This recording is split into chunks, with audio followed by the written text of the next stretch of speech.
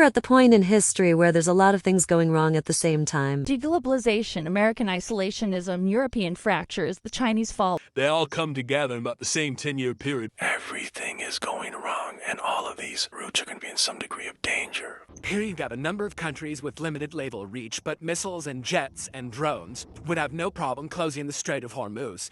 And even if you get past the Strait of Hormuz, you then have India and Pakistan, who in a deglobalized world would love to see the other one lose access to things like energy.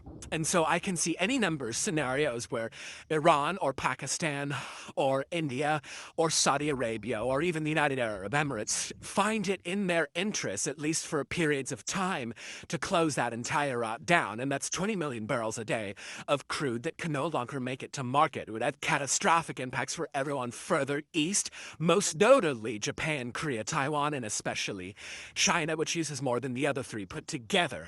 Depends on what happens in the Ukraine war. The Baltic Sea has always been a zone of commerce, but it's always been a zone of conflict. And in times past, the countries that are either adjacent to the sea or just one step removed, so we're talking here, all of the Scandinavian countries, Finland, Sweden, Norway, Denmark, also Poland, also Germany, also the United Kingdom, also the Balkan, also Russia, have all at various times in their history tried to militarize their part of the sea to shut it down for other people. At the moment, everyone is on the same side except for the Russians. And the Russians are using the Baltic Sea, because we're still in globalization, barely, to ship 1 million to 1.5 million barrels of crude out to the wider world around sanctions. Sooner or later, that's not going to work anymore. Either the Western countries are going to interfere with the oil shipments, which I'm a little surprised happened already, or the Russians are going to say, screw it, and basically mess up corporate shipping on the Baltic Sea.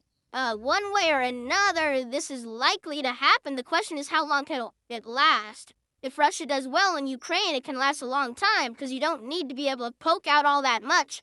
If Russia collapses in Ukraine, then this is no longer a concern, and the issue is how Europe evolves or devolves in the future, which could go any number of directions.